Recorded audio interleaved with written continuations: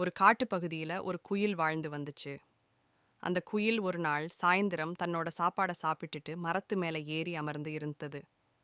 அப்ப அங்க ஒரு நரி வந்துச்சு. மரத்து மேல இருக்கிற குயில் பார்த்த அந்த நரி, அடடா! இந்த குயில் எவ்வளவு பெருசா இருக்கு. இத அடிச்சு தின்னோம்னா எப்படி இருக்கும்னு யோசிச்சுச்சு.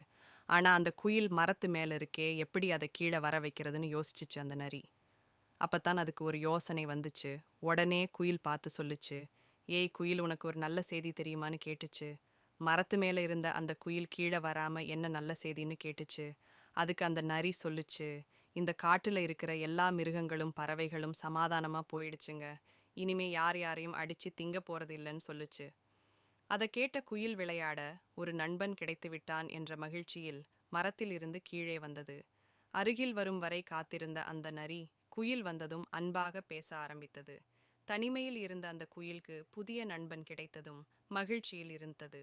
குயில் அசந்த நேரத்தில் நரி தன் தந்திரத்தை செய்து அதுக்கு உணவக்க பார்த்தது. அதை சுதாரித்து கொண்ட குயில் அங்கிருந்து தப்பித்து ஓட ஆரம்பித்தது, தன் உயிரை காப்பாத்திக் கொள்ள. நரி மிகவும் ஆக்ரோஷமா தக்க துரத்தியது. நரியிடமிருந்து தப்பித்து பறந்து மரத்தில் ஏறி உயிரை காப்பாத்திக் கொண்டது. இந்த கதையிலிருந்து நீங்கள் கற்றுக்கொள்வது, தந்திரக்காரன் எளிதில் ஏமாற்றுவான், ஆனால் புத்திசாலியாக இருப்பவர் அதை எதிர்கொள்வார்கள்.